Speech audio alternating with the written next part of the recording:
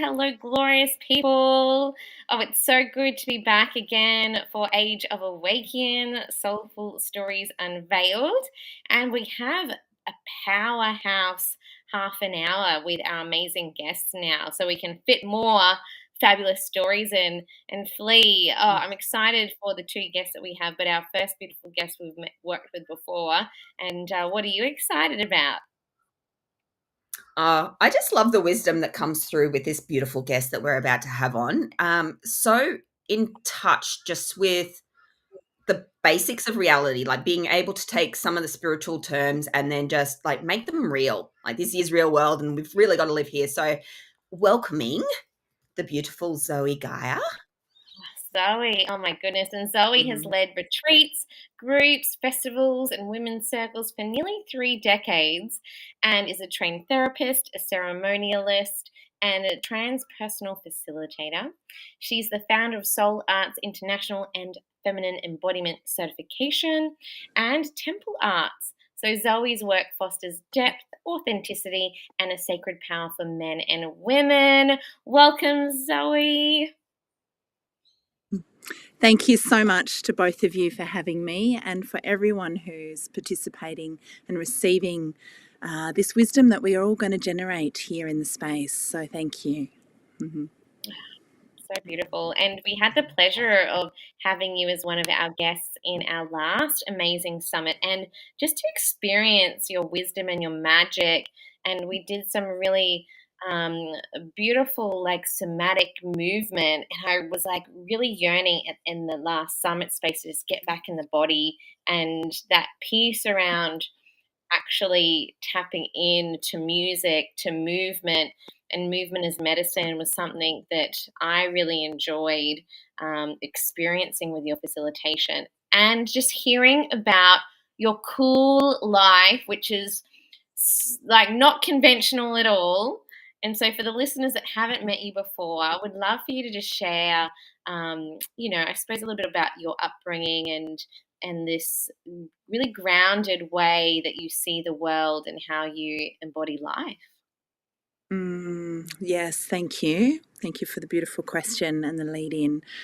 Look, it is absolutely my life purpose to bridge the worlds between the spirit realms and the physical realms. It wasn't always so. I used to live very much in the spirit realms, although I was gifted a very beautifully earthy upbringing. So that really helped me on my path of, learning to be that bridge in the world. But I knew quite early on that was my path, partly because of my earthly upbringing, because of some of the soul gifts that I had been gifted that I at first were actually a little challenging to deal with. I could communicate with the spirit realm. I was very sensitive to the feelings and experience of others and to animals. I could feel the pulse of nature, and my nervous system had to learn how to run that through my own earthly body and system.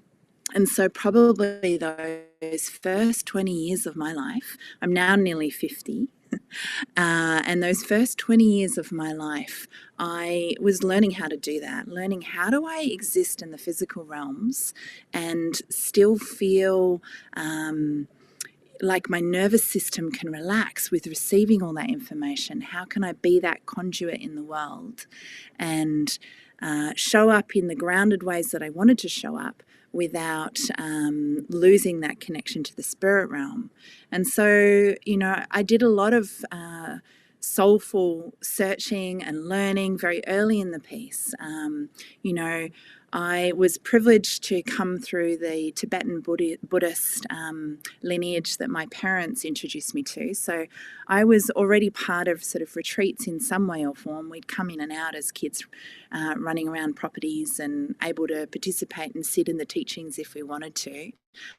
I found that was fascinating. I loved the juiciness of the Tibetan Buddhist approach to life. Sometimes it was very ceremonial, and sometimes it was very earthly. And, they talked about suffering, and they talked about, like the wheel of suffering and karma and reincarnation and all sorts of things that sort of, I guess, has informed the being that I am and some of the cosmology that I walk with on this earth plane.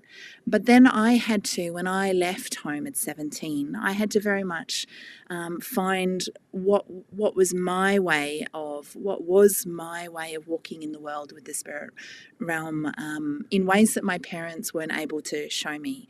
So then I had to do some of that deeper, well, first of all, I went to India when I was 17, left home and kind of traveled the world and got myself into some crazy situations. But it was my way of learning, like, what are my philosophies that are separate from my family upbringing.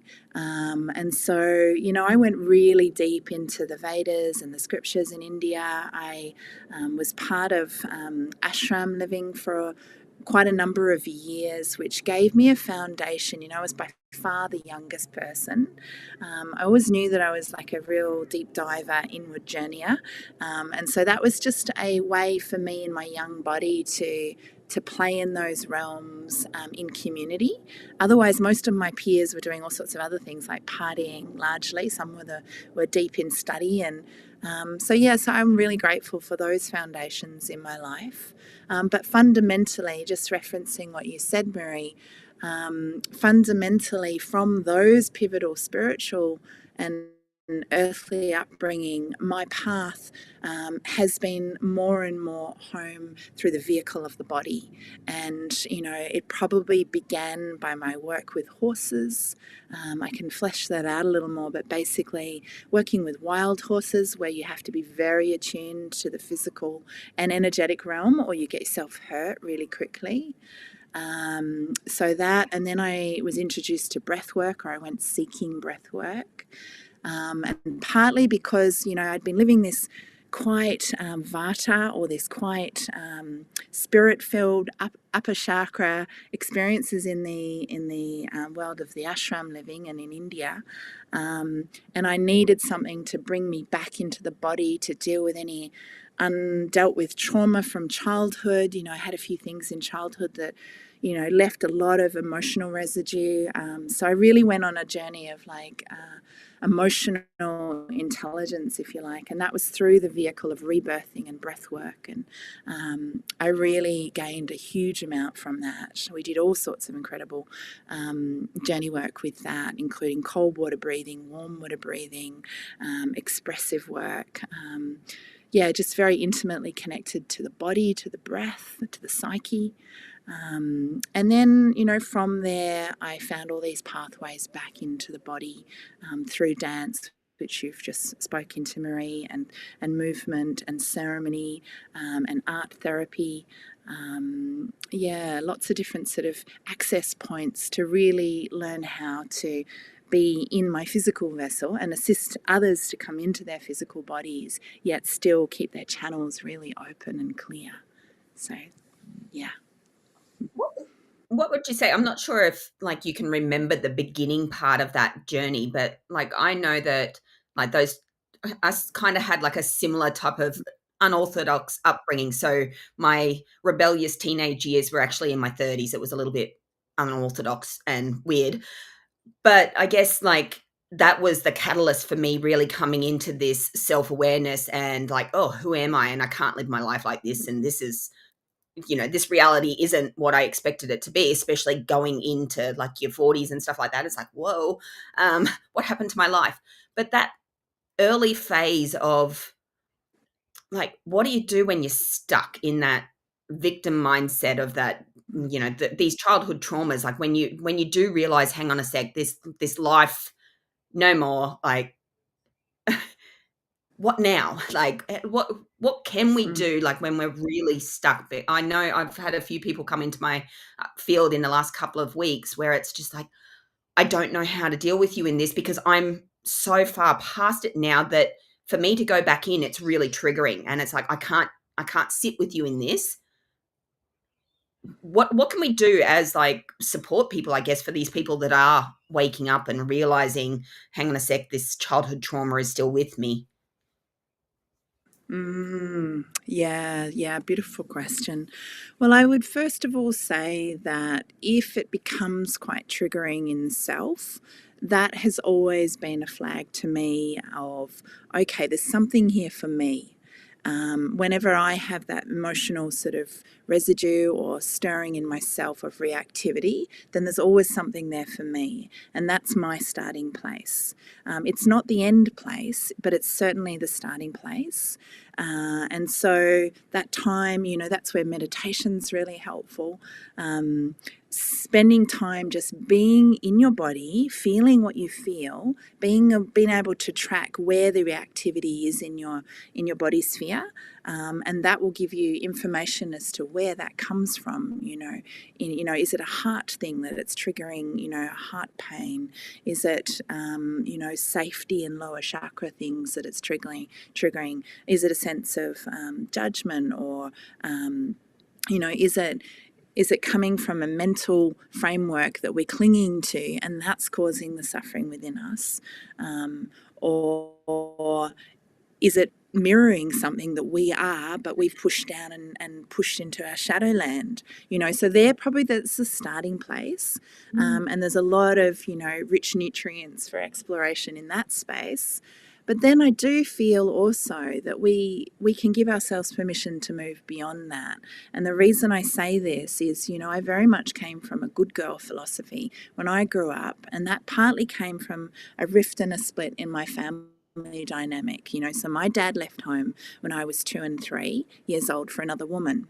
And in that time, my new mum, my new stepmum, and then I had another dad come on the scene on the other side of the family. Neither of them really wanted, kids in a really big way. And so I learned to be the good girl very quickly, because it felt like I was infringing on them every home that I was in, and my brother also. My brother rebelled, and I sort of conformed. And then my brother left home very early in life because the rebellious path wasn't working so well. That was his only way. And instead, I left home at 17, but I was determined to find my freedom, my voice, my way, and my voice. Sorry, I said that, but my path.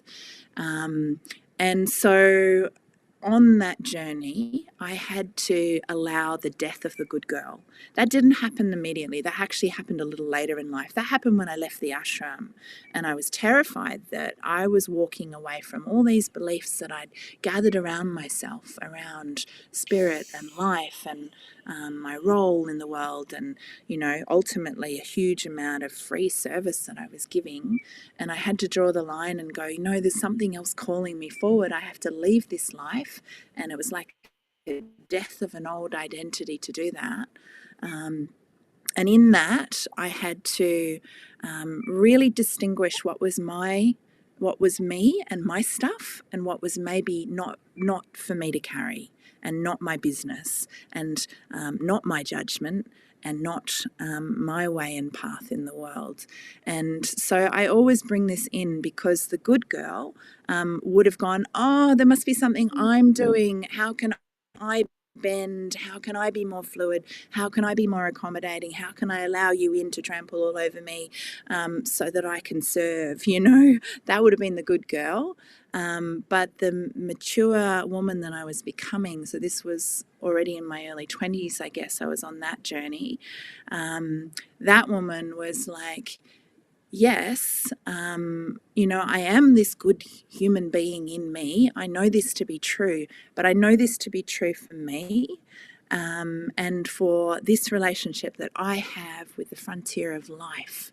Now I would probably speak more into like Pachamama or Gaia, or, my relationship with planet, Gaia, my spirit codes, my spirit path. And so that now becomes the rudder that steers, other than what I ought to do, from my human conditioning. And so your question, Flea, about how do you deal with energies and people that you've kind of moved on from? You're no longer in that sort of evolutionary spiral, the spiral of suffering, I'll call it, because often, for people who create a lot of triggers, they're often in a lot of their own triggers and suffering. We know many people in this realm, and they're playing their role beautifully in life. But then I need to decide, how do I want to play my life? Or first of all, if I'm attracting a lot of those people in my life, what is it I haven't yet healed? Because I'm somehow part of that magnetic attraction. And if I have healed and moved on, and I've actually moved on, and yet these people are kind of hanging on to me, then I need to decide if that's where my greatest service is, or my energy needs to go, because there may be many other humans that we can influence and up-level and work with in the world, that actually feel like they're really aligned with the being that you've become. And looking backwards and feeling guilty because we're not putting all our focus on those people maybe isn't the way. And the reason I say that is because there'll be other people who can serve those people really beautifully, because that's where they're at. I really believe we serve the people in our field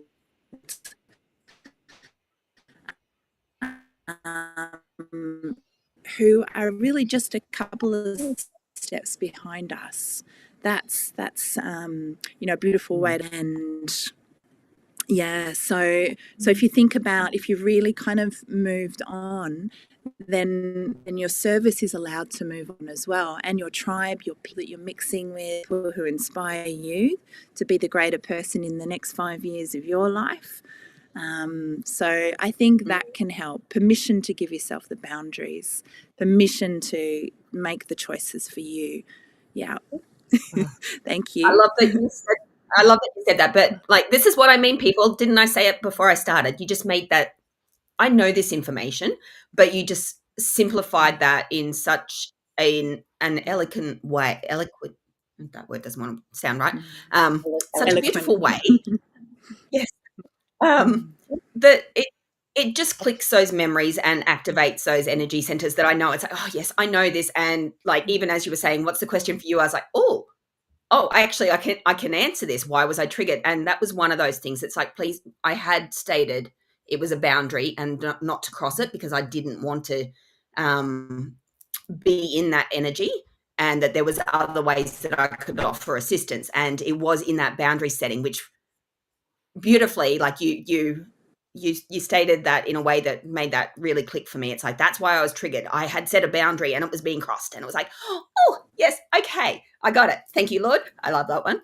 And this is how we work and we operate, when we take ownership of ourselves. And the whole spread, the empress that you are and the gift that you bring with this wisdom, is the justice that we are seeking. Like, when we speak in truth and when we actually understand ourselves and our vessel, that all of that discontent and boredom and all of the nonsense in the head just fades away, and it gets to be so much more. And it all makes perfect sense. When I always do a tarot reading before we start, and an oracle reading, and it always pops up perfectly with the messages that come out. So thank you so much for that gift. Like, wow.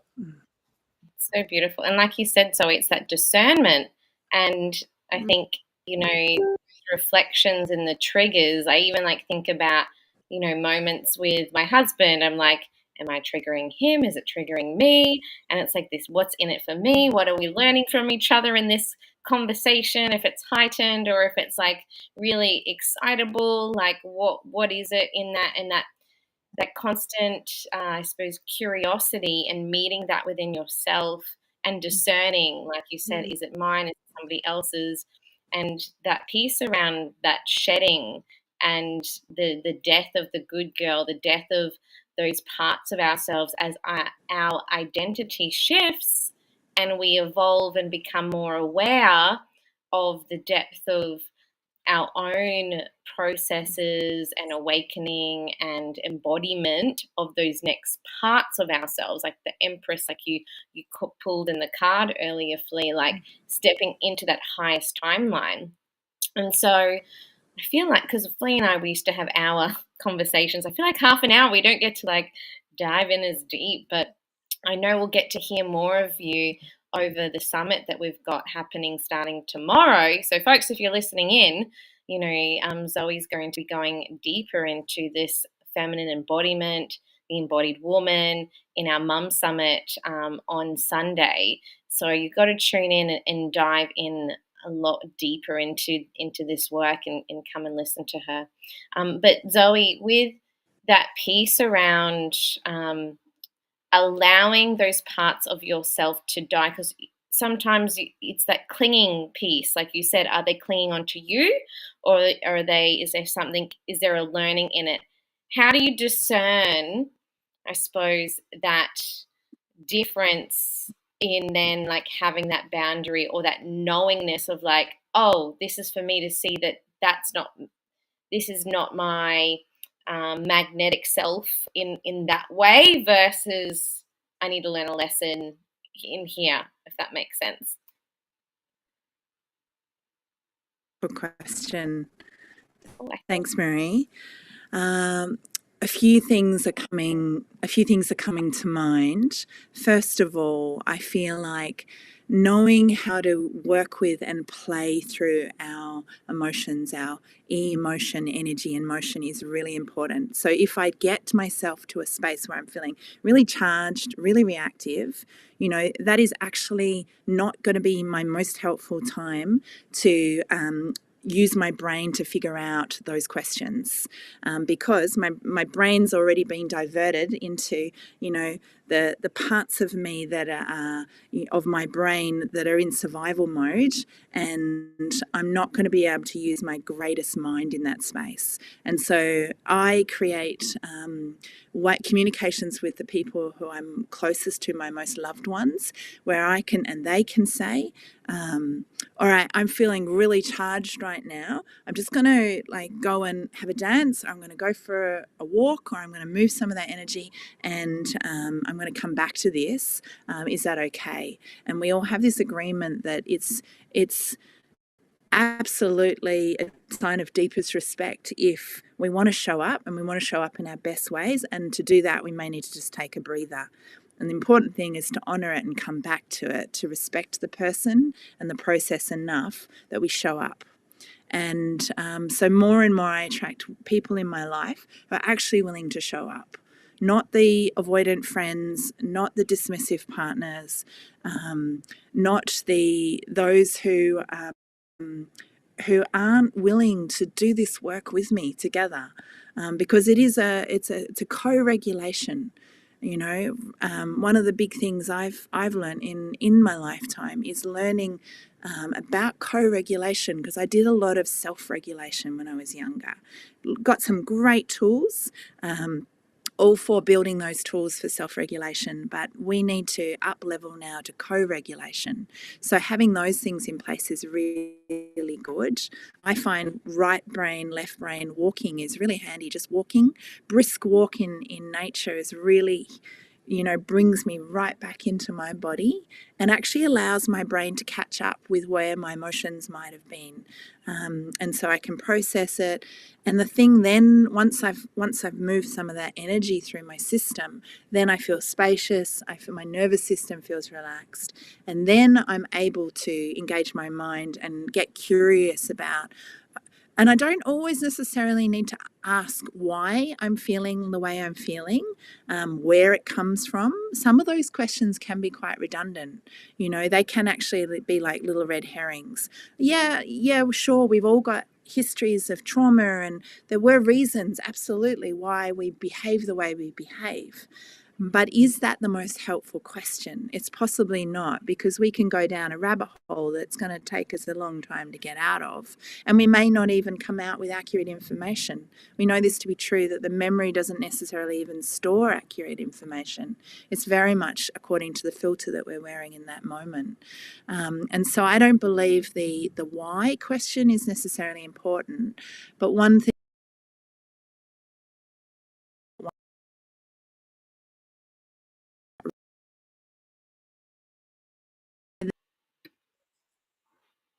Oh no, we're just glitching in and out with Zoe. I was like, this is such powerful information. How are we going, Zoe? Oh no. Yes.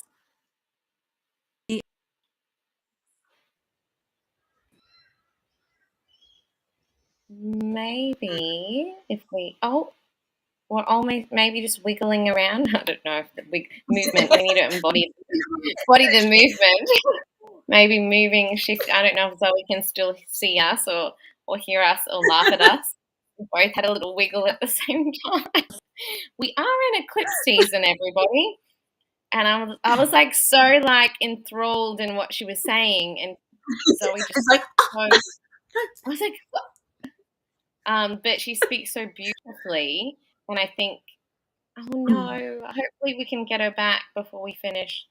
But that piece around co-regulation, I was like, oh, I haven't heard that term. Oh no, we've lost Zoe. I think beautiful Melanie, my internet, I think we've kicked Zoe off. I might get you, beautiful Melanie, to just hop off for 5 minutes and then we'll get Zoe back on. Melanie's our next guest. And I can't I did try to send beautiful Melanie a little bit of running. Yeah, there we go. Oh, yeah, there we go. Now I have no idea where we cut out. Can you hear me? We'll finish those. Yes, we can. But we're flickering in and out. But we were talking about co-regulation. Yes. And that balance there as our final thought. We had a little dance while we were wiggling through the technical Wonderful. Okay, so just oh yes, sorry, go ahead. I was just going to say, just feel free to finish your thought, because I was like, I want to hear the ending of this. So yes, I spoke about co-regulation. When I was younger, I learned a lot about regulation, but I really feel we need to up-level co-regulation skills. So give us those breathing spaces, that we are going to, step away. We're going to allow systems to regulate again. Then we can engage our higher mind. Once we've had a chance to move that energy through. Can you guys hear me?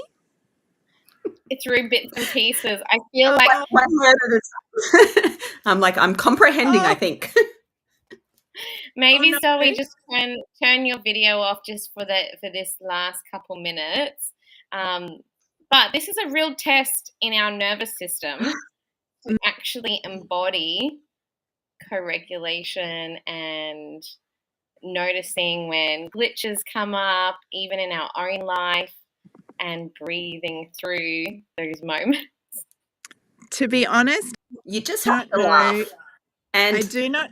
Obviously, for those people at home that can't hear, this is what happens. And really, it's just fun and it's lovely. And you just do what you do and you share what you share, and the co-regulating is just knowing that everything is fine and it's all good and that we can support each other in that.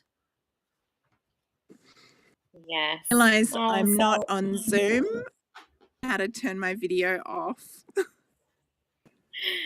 can we turn Zoe's video off for her, Flea? Just to Done it. Okay, great. there we go. Great. Yes. Does that sound better? Can you hear me better? Yes. Yeah, beautiful. Fantastic. Okay.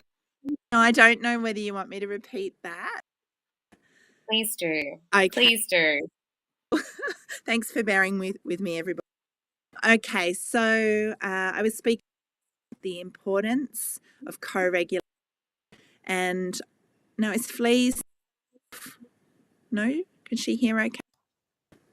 Yeah, I can hear you, but what's happening is your sound is muting in and out. That's why it keeps cutting. It keeps going to mute. Okay, all right. Oh, I don't know oh whether the joys of technology. That's not me. Shall we blame the cosmos during this eclipse season? Of course, I was like, we were just having such a beautiful conversation, and then of course the last 5 minutes it's glitching in and out. But Zoe, we'll so look forward to just diving deeper with you, and hopefully we won't have these glitches on Sunday when we have you on with us for our Mum Summit. And I'm sure we can tap in a little bit into the co-regulation, the nervous system, and like you were saying, with the body and the mind, and coming into that sense of calm when we can really anchor in to our nervous system as that sense of safety. Then this piece around embodiment that we hear, we actually get to anchor back into the body in order to have conversations and expand our relationships and communicate better with people. Just to kind of wrap it up. But Zoe, how can people connect with you? Hopefully we can hear you if they would love to chat with you. Hey, can you hear me all right speaking now? Yeah, okay, great. So my business is Soul International. My website is soul, SOUL -arts, ARTS, .com. And I run retreats around the world. My next one is Peru. I did Bali this year. I run retreats in Australia. I have a beautiful retreat venue on my land. So I do regular work here on my land. People on the Sunshine Coast, Noosa Hinterland in Queensland, Australia. Feel free to reach out, and I run private ceremonies, group ceremonies. I have a feminine embodiment training which runs for 6-month periods at a time. So I take groups of women from all around the world through that program. It's a certified training, so you can get insured and practice the feminine embodiment arts all around the world. There's some of the things that you may find interesting to work with. But then I also weave, if you're local, I weave a lot of really playful things in too. Things like cacao ecstatic dance, and I host beautiful musicians, and I'm currently running a program called voice embodiment, vocal embodiment, and that's a journey through song and sound. Tonight I've got Medicine Song Circle happening here in the yurt, so where I am. So there's lots happening, and I also do things for men, men's journey work with another dear men's work facilitator, brother of mine. But I do a lot of women's work primarily. So for the mothers out there that need sustenance, I would absolutely love to support you in any of these ways. Oh, thank you, Zoe. I could hear you loud and clear, but I think Flea may have had some issues. Maybe Melanie, just give us a couple more minutes. We're just finishing up with Zoe. We've just had a few glitches in and out. So bear with, and we will jump back on with you in a few moments, and we'll just farewell Zoe. And then we'll get beautiful Melanie to join us. We've just had a few glitches in this back-to-back. So hopefully you just hop off and we'll give you the thumbs up, and hopefully Zoe back on. Beautiful Zoe. The joys we've had. We're excited to have beautiful Melanie on with us next. And thank you so much. I heard you nice and clear with all of the amazing offerings that you shared with us, and we will share those beautiful links with our audience. And I know Flea and I can't wait to come and visit your beautiful space and to feel your magic more deeply, and I know we will be there. And folks, if you've regulated your nervous system in these glitches, bless. And thank you, Zoe, so much for your time, and we will see you on the weekend. And folks, tune in to these amazing women like beautiful Zoe, and we've got 24 mums in total from 8 countries. And if you want to really dive into that embodied work and tap into your nervous system and really anchor it in, not only just as woman, but with all the hats we play, come and check it out, and we will have Zoe on then. Thank you so much for your time, Zoe, and we'll chat with you soon. Thank you. Deep on. Thanks so much. Thank you. Bye.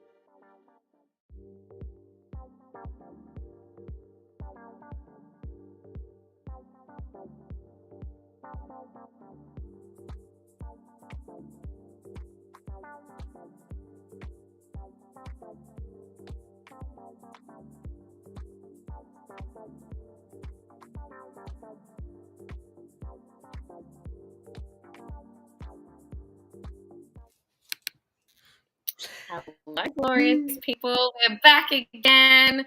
We met briefly, our beautiful guest, but we get to chat with Melanie Hibbert all the way from the UK very soon. And I'm so excited to be connecting with Melanie for another episode of Age of Awæcnian, Soulful Stories Unveiled. Flea, I feel like we need to go back to our long, like half an hour is just goes by so quickly, doesn't it? It does, and I can't stop smiling because it was like, oh, but we want to talk about this and we need to do that, and all of this excitement happening all at once, totally mind-boggling, and then all of the mishaps that happen at the same time. So yes, I feel 1 hour is definitely needed. We love to talk and chat, and there's definitely deeper insights that we get with that hour presentation. But anyway, half an hour it is, and I'm sure we're going to get some fascinating stories. Oh, yes, we're so excited to have Melanie, and I'm just pulling up her beautiful bio because you know what? Melanie is an education coach specialist, an author, and a speaker. She empowers students, parents, and educators to build resilience, self esteem, and self belief. Through her transformative guidance, individuals unlock their inner strengths and embrace their full potential. Welcome, Melanie. So good to have another fellow educator in our field. Flea and I both have, a background in education from little ones to adults. So welcome. Oh, thank you. It's such a pleasure to be here and to meet you, lovely ladies. We're so excited to have you on. Beautiful Melanie is also another speaker at our upcoming Mum Summit that is starting tomorrow. And folks, if you're listening in, you've got to tune in. There's such a beautiful lineup. We've got 24 amazing women from 8 countries on panels sharing half an hour stories, workshops, and also beautiful keynotes. And Melanie is one of our beautiful speakers.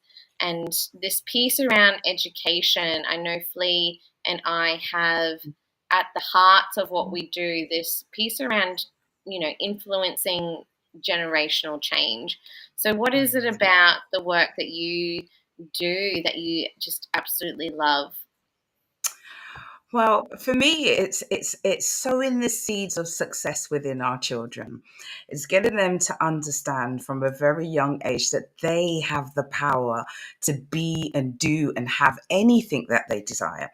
And if we sow those seeds from a young age, we kind of like prevent almost all of those limiting beliefs that we pick up as we grow up, what people say to us and all the things that get in our way and just kind of like stun our mindset and trip us up a long way. If we sow those seeds that you are magnificent, that you do have the power within you, and really nurture that from a very young age, then they have the ability to literally create and design the life that they want, which is what is our innate birthright, and this is something that is missing in education. We don't have the time or the curriculum bandwidth to actually teach these fundamental principles to our children. And I know that if I knew that from their age, how different my life would have been, just having that power and that self-belief in myself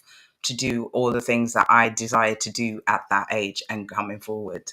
So that's my passion. That's what,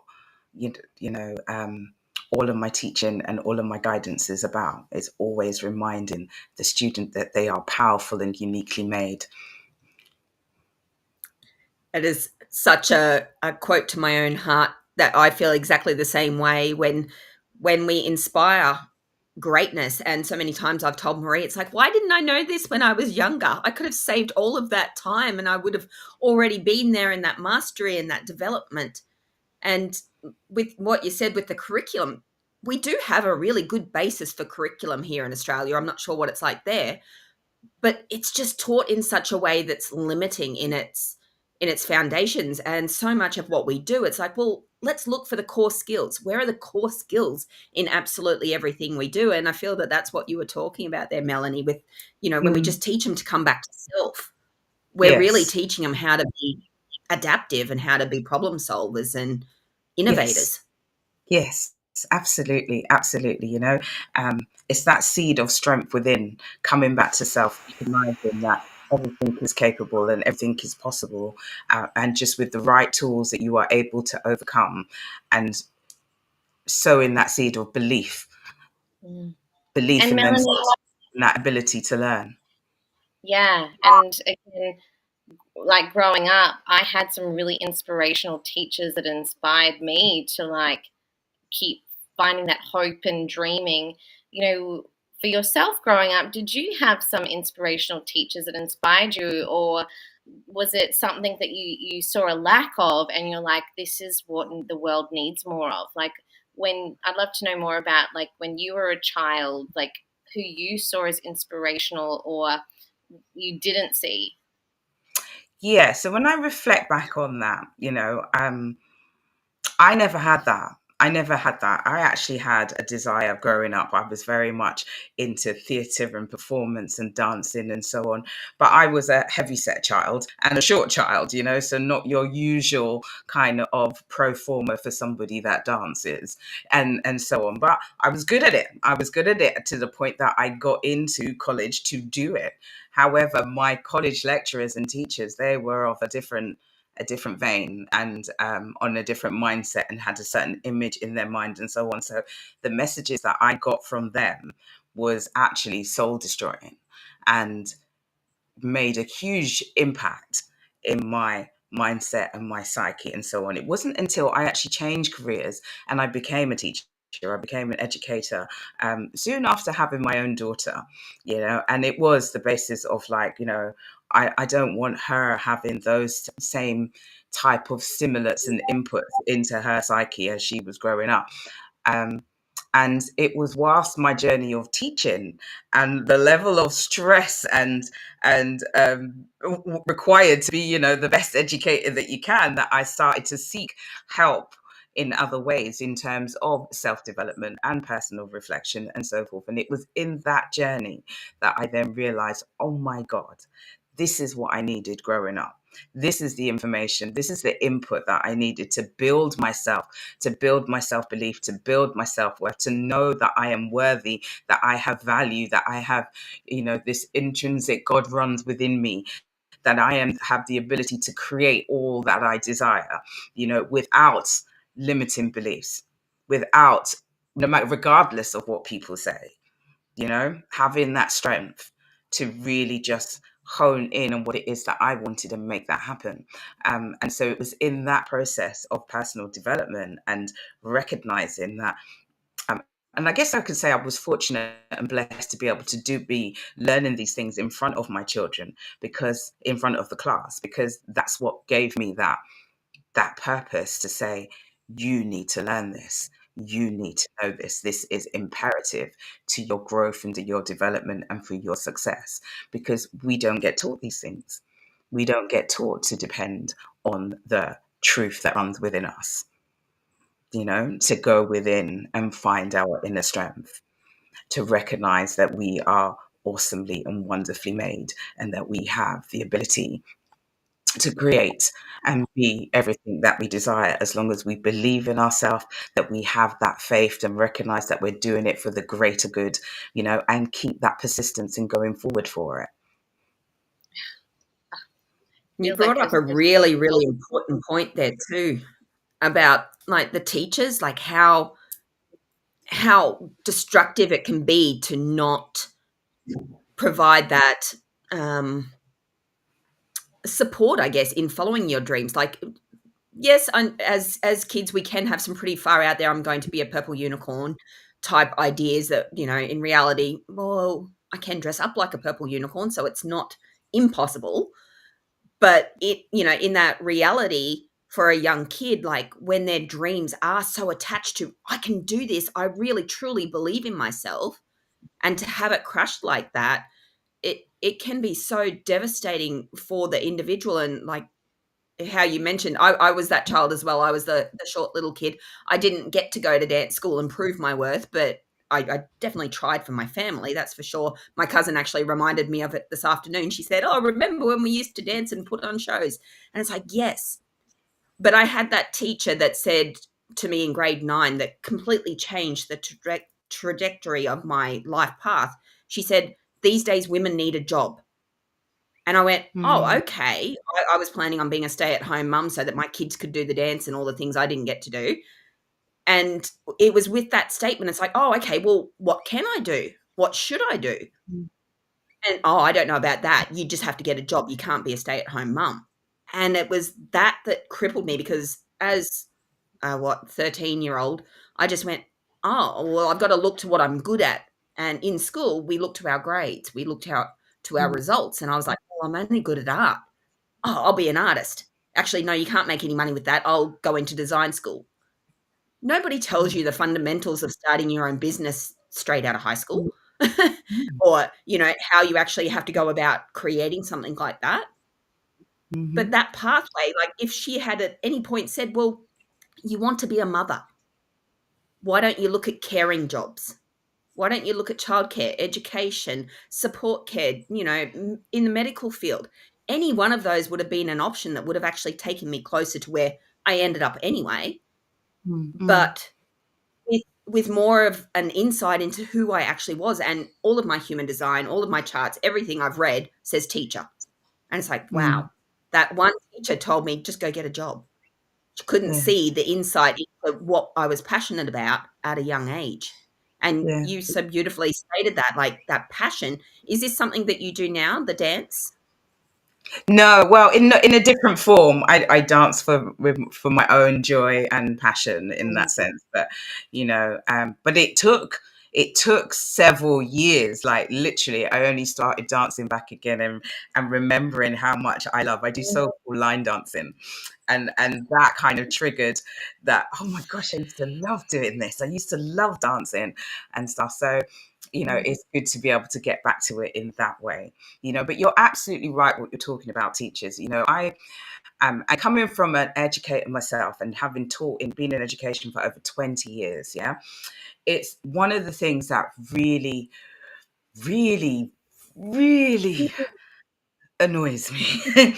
and it's that I recognize it's a profession, and most people go into teaching because for a love of teaching, for a love of nurturing children and stuff. And very rarely people go into teaching for money, because you can put your skills elsewhere and make exceptionally more money in the private sector as opposed to in the education sector. So knowing that all of that is, then you're there to nurture, to inspire, to raise your children, to raise these children.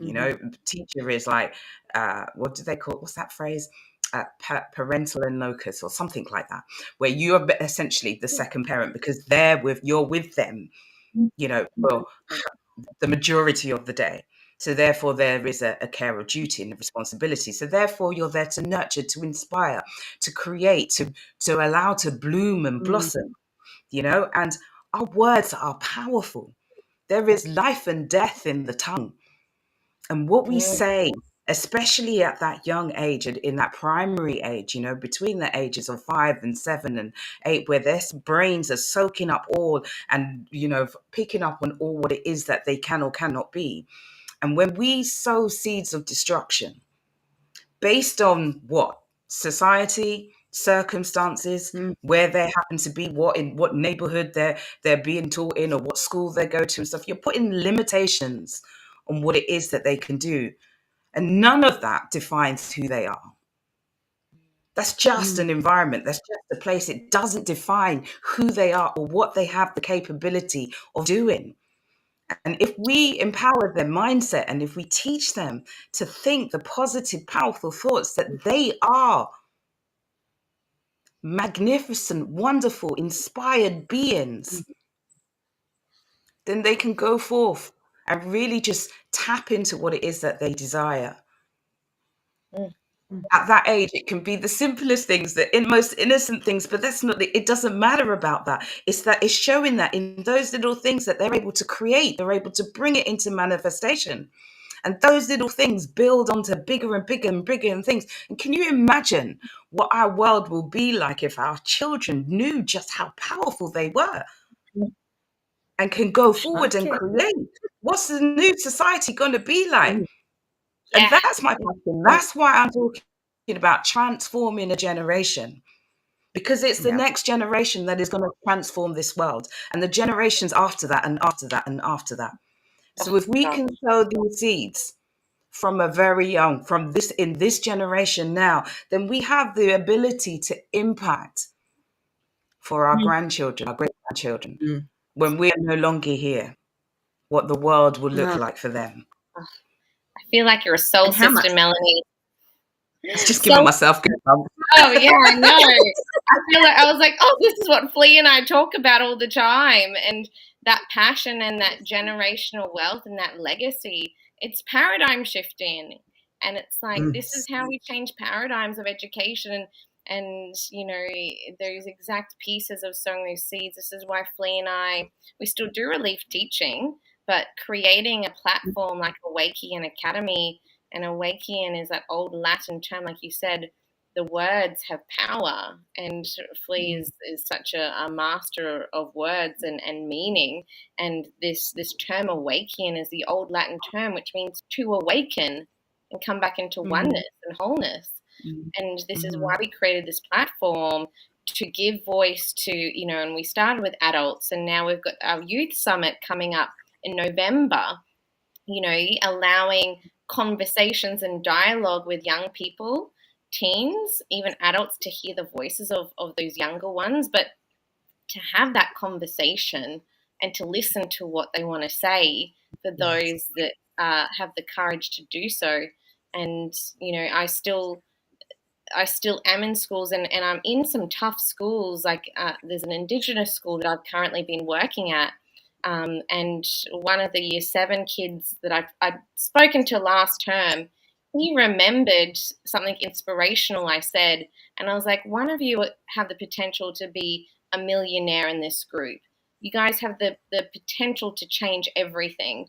And he's like, oh, miss, you speak around the world, don't you? I was like, oh yeah, you remembered that. And we just had a really lovely conversation. But that little spark, whether it's him or someone else, that's like, you know Mhm. what, I'm not bound by my history or my family, and Yes. it's that seed that whether it sprouts now or in 10 years time, the energetics of that is out there. And I know with Flea and I, with what we've created here, it's like some days we're like, is it making an impact? And then we keep pushing forward and going, you know what, we've got to say it, we've got to provide the opportunity for it to be heard in the Yes. first place. Yes, absolutely, absolutely. And our seeds, they spread far and wide, and they take root in so many different ways and grow and blossom in so many different ways. So we just got to keep spreading those seeds, and let the wind and all other natural things disperse those seeds into the atmosphere and into the global network, and see what comes from those fruits. I think it's important that we keep showing up, and we keep, because you never know who's listening, you never know who's picking up on those things. And like you say, there's times where you don't even recognize that your words are having an impact on somebody else's vibration, on somebody else's soul, on somebody else's enlightenment. And so that's why it's important to just be aware, especially around our young people. Just be aware of what messages you're sending out, of what it is that you're planting, because not only are you planting them in them, you're planting them within yourself. Your world is a reflection of you. Yeah, you're thinking, what you think inside and what you feel inside is shown to you outside. And understanding that process, understanding that mirror, that the world can be a mirror. So what we think about ourselves leads to what we think about others, which leads to what we think about the world, which is then all Mm. reflected back to us. So if we want to change that, and if we want to change how what things are what's happening in our world, then we have to change how we think. It starts with us. We have to change what we believe to be possible. And so that's a work that we do as adults. And my desire to is for our children not to have to do such deep work when they're adults, and unpick all of the nonsense and rubbish that we've learned, from these constraints in the world that tries to keep us in these places so that we can just be the mass population and continue, and miss out on the life that we're actually designed to live. So to step out of that box, and teach our children, don't ever get in that box. You're going to see all this stuff around you, but recognize it's a box to trap you, to keep you small. Yeah, believe in your bigness, believe in your greatness. Don't let anybody try and keep you, cut off your limbs. They're to grow to the sun as your roots are to grow into the earth. Just like a tree, we're a two-way growing. So we dig deeper into ourselves, and the deeper we go into ourselves, the higher our trees and our blossoms reach up to the sun. I love that. The card that I was showing before is the fertility card, which is around planting the seeds, being fertile in nature. And the card that was beside it is the wisdom card, but it's the foundation. It's the little houses that those seeds get to be planted in and around that then become the wisdom of our society. It becomes what it is that we are seeking. And it's so powerful to be intentional, because knowing that everything is possible is how we should be talking to these kids. Like, so many people, it's like, oh, but not everyone can be an actor. Says who?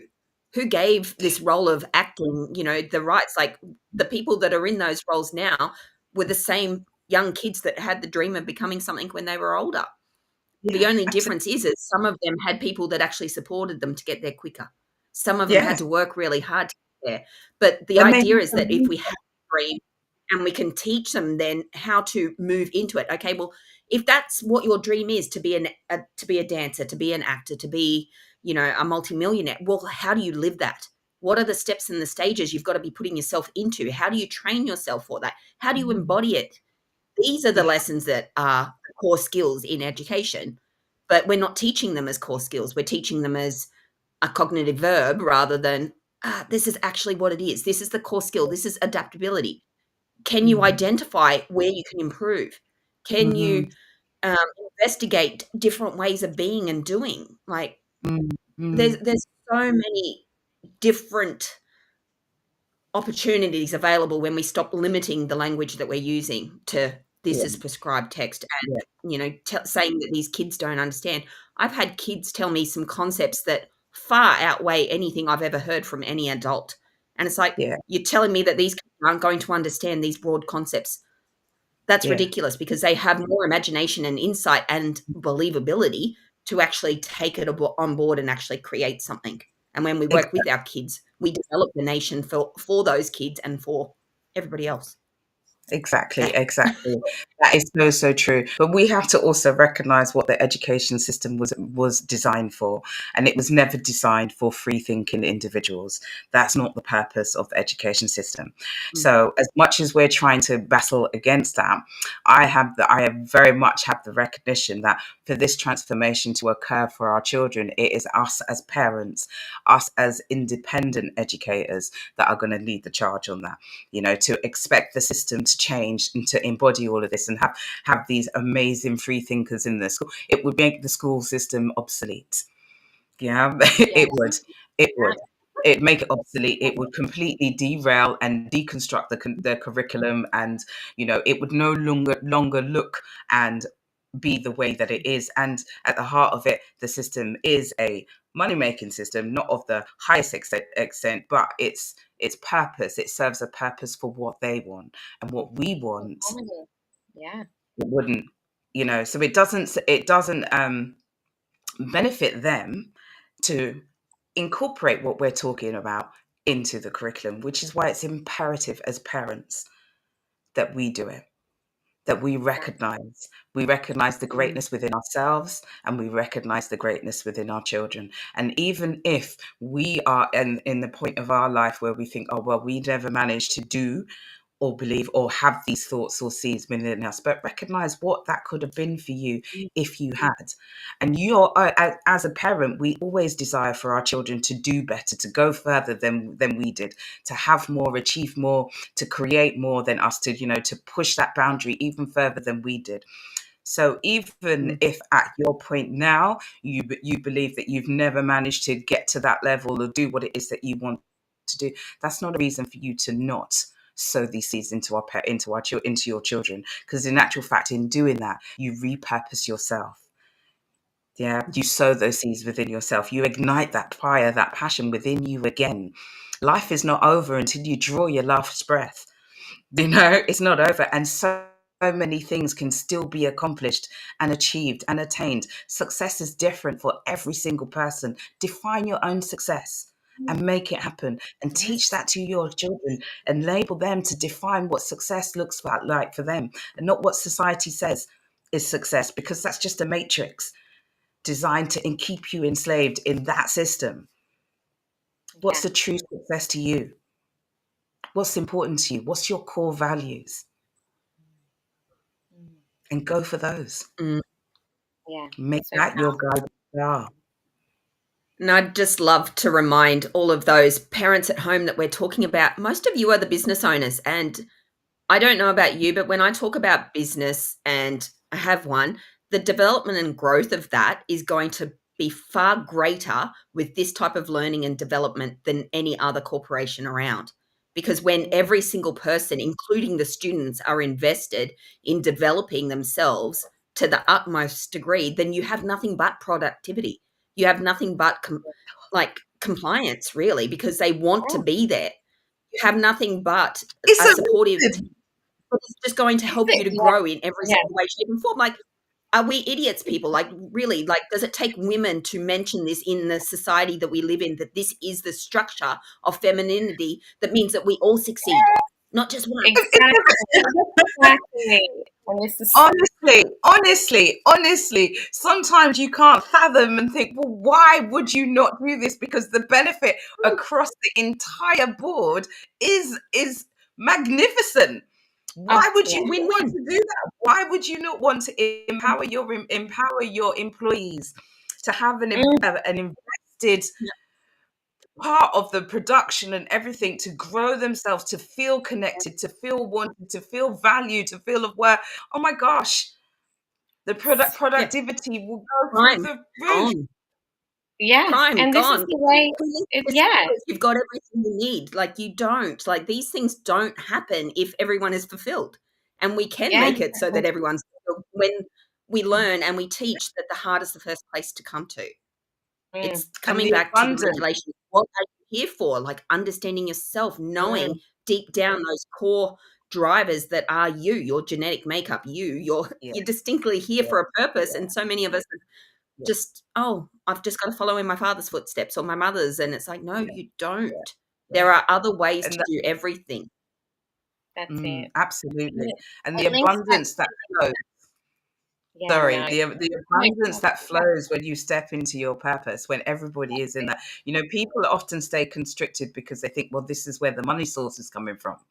But actually, the abundance that flows when you're in your purpose, when everybody is in your purpose, is exponential. Again, everything just magnifies to such a higher vibration all across the board.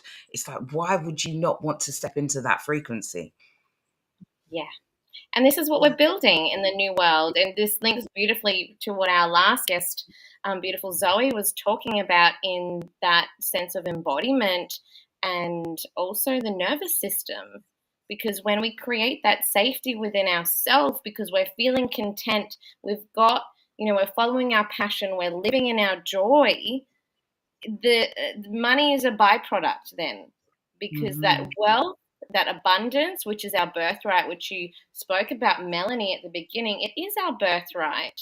And we're here to inherit a world that is in harmony. And I know, as the bridge makers, people like ourselves, the people that we connect with, are creating this not only for our children and our children's children, but for the next 7 generations to come. And so, this is generational work, and the truth is the truth. Yeah, and this is the wisdom, the universal truth that we are here to remember. Remember how powerful we are. Remember to come back to the heart, to remember to come back to that essence of our joy, God source energy. Remember our power, yes, humbly, but also powerfully. And to actually claim that power, that bigness, the boldness in all of it, so that, you know, money and all the stresses that we see now actually doesn't get to even come into the field. We just Yeah. get to be in the essence of who we are. And I know this is like really futuristic, but it can happen more quicker than we think. And these children that are in here now, the teenagers, the young people, are so gifted, and they're so ready to see leaders like ourselves, their parents, their communities, people that they work with, whether it's their teachers or their employees or their neighbor or whoever it is that is in their field, to show them the way through their embodiment of themselves and in their purest joy and in their light. And this is, I know, what we're all leaning into here. So, Melanie, with the work that you were talking about, like these independent ways, even the research shows, like, you know, we're still in 19th century model of education systems. Yeah. Mm-hmm. What the research is also showing now, due to COVID and due to these changes that have been forced upon us, that they are happening now, other ways of learning that is more holistic, there's independent, there's homeschooling. There are more and more pockets of that independent way of learning, of education, of life skills that are now forming. So in the field, in the work that you're doing, like, what do you see, I suppose, in the next 5, you know, even the next 3 to 5 years, of what you feel education looks like, not only in the home, but in communities? So I believe that it's going to be a continued step away from the mainstream educational system, although they will continue to get the qualifications and so forth, but there will be a much more focused on, I mean, Saturday schools and weekend schools and those type of things, that's something that of our history that has been going on for decades and will continue. But more and more people are homeschooling, are doing different types of groups, are accessing information and materials and teachings in many, many different ways. So whether it's online tutoring, one-to-one sessions and things like that, but they're finding ways to ensure that their children are getting that full rounded holistic education that they're not getting from school. And a lot of the times as well, they're finding ways to have to undo some of the messages that they're getting from school, especially when you're coming from a minority background. And if you're in the UK or the US, you know, this is something that is quite prevalent for our children, you know, that they're not just learning about education. People are trying to define who they are as a person based on the color of their skin or where they come from and all of that kind of stuff. You know, the migrant wars, the immigrations, all of these things, they're all having an impact on our children's psyche, all having sending negative messages to our children about who they are and what their worth is and what their value is. And that's what we need to undo.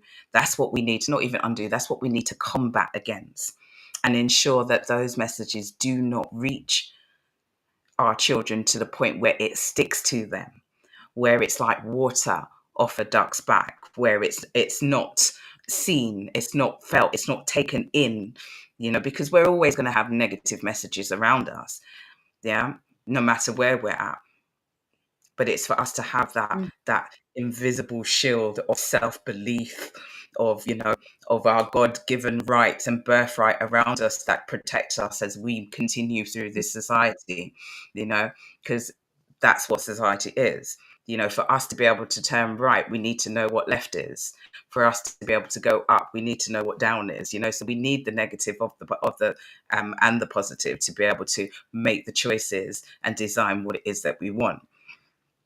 You know, so I think that is a teaching way. the understanding of it, Sorry, say that again. isn't it?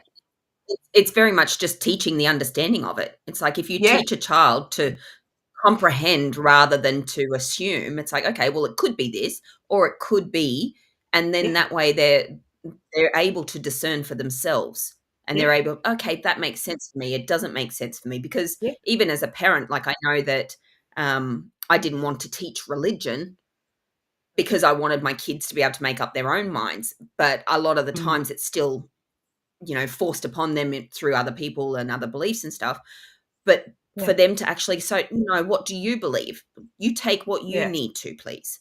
You make yeah, and discern what it is for you, because what I believe applies for me. It may not mm, apply for you in where you're going and what you need. And, sometimes a simple thing of like just putting that upon your child. It's like it's beautiful to follow the traditions of a family, but like, why are you doing it? mm, Ask yourself mm, those mm, questions when you're going. Is it just because it's always been done in the family, or is there a real honest value that they're learning from this? And are you giving your children that permission to actually question it? Because that's where yeah, we learn to discern. It's like, okay, well, yes, I understand this. I've actually found that foundation in myself. It's now rooted in yeah, my values and in my beliefs, and mm, it's powerful to give that wisdom. That's what that card yeah, was beside the true yeah, card. It's wisdom. yeah. And I think when you grow up in a family's religion, like you say, sometimes it's like religion is very sort of doctrinated and so on, and people are just following traditions and things. But even in following that tradition, I think when you impart that tradition to your child, you're also imparting them the giving them permission. Ask questions, search, seek Yes. your answers. This is the learning that we have, but ask questions within that. Go and find God for yourself. Find who it is, what resonates with you within that. Do you see what I mean? Because everybody, when you recognize that it's a personal journey, whether you're calling God, Allah, Jehovah, whatever name that it is that you use, the infinite intelligence, the universe, whatever, in that sense. But ask those questions, search for yourself. Mm, This is my belief, this is what I think, but this is what I'm sharing with you. But search and ask for yourself. Then I think that is the important part of that. You're not just passing it down as do mm, this is it, that's that, but you're passing it down and you're saying ask, seek mm, for yourself, search and you shall mm. find for yourself. Find your inner truth, because that's what everybody needs to do on their own personal spiritual journey, and to know that that is within everybody, that inner resonance that is in the core of everybody, Yeah, regardless Yeah. of your belief, that's it. regardless. And that piece, just to end, that piece around the spirit, and how that looks and feels in different cultures and different spaces is all welcome, and it's all one. And it's allowing that, like you said, that permission piece to question that, which I feel Mm, like in mainstream education, I mean, I worked a lot in Catholic Christian backgrounds, but what I see in like the state systems, not even allowing that sense of spirit and depth to go mm, deeper. Well, is there more? And they may have the yeah. little bit of that, allowing that holistic approach to even question, to feel, to allow, to research, to actually Mm, go, well, I actually don't believe, and to be okay, mm, and to keep questioning and having those different perspectives is where I feel like a lot of that balance and that harmony and that honoring of people's backgrounds, their communities, their culture gets to just be part of the melting pot of what makes mm, human existence so beautiful and rich, and yes, meet each other where we're at, to meet exactly. each other with respect and dignity for whatever their background is, but to meet it with a respect and openness to communicate and to understand each other, which Hmm. which we've loved to just. I'm sure we could talk to you for much, much longer. And Flea and I was saying we were trialing half an hour interviews, but I'm like, no, I actually want to talk longer with people, so we'll probably do an hour. But Melanie, it has been such a pleasure to have you in this time. And if people want to connect with you, how can they find you? So they can find me on Facebook and Instagram. On Facebook as Melanie Hibbert, as my book, My Genius Me. There's a Facebook page on there, on Instagram as marvelous.mindset. And then also, if they want further information, I have this wonderful handout. They can just send me an email at mgm@mygeniusme.com, and we can start the connection from there. So that's mgm@mygeniusme.com, and that's just giving you, a simple framework to begin that process of embedding the principles of success within your children and within yourself. So powerful, so powerful. And folks, thank you, Flea. I can't see even though I've got my glasses on. I think that's okay. I've reduced my screen. But folks, if you want to connect with Melanie, you don't have to wait that long. You can also come check her out this weekend at our Mum Summit with 24 amazing women from 8 countries, just sharing insights, their passion, their story, and you just get to feel their heart like you've felt Melanie's heart today and her passion. And like, I know Flea and I are like vibing now. I'm like feeling super inspired because it's like, yes, when more of us just come together and share this, we get to inspire. And whoever is listening, please give us some love hearts, give us some takeaways. And, if you want to tune in, check out Melanie. Oh, yeah, you got yours working. Does it work for me? It works for me. Damn. It's the update on the new computers. Gosh, I love it. I love it. But come and check Melanie out. Come and join us at Awæcnian Academy. And we will see more of Melanie soon. Thanks, everybody, for listening in. And, Flea, any other final things for people to register and come and join us for the summit? Starting tomorrow. Just head over and purchase one of the free tickets. So it's not a purchase, but you register there. You'll get the direct link into lovely Vimeo so you can interact with the beautiful speakers here and have your comments and everything sent to the stream. So if you want to be part of it, please register. It is free and there is only 100 spots. So they are filling up. Amazing. Thank you so much, Flea. Thank you so much, Melanie. And we'll chat with you guys later. Bye. Thank you. Take care. Bye-bye.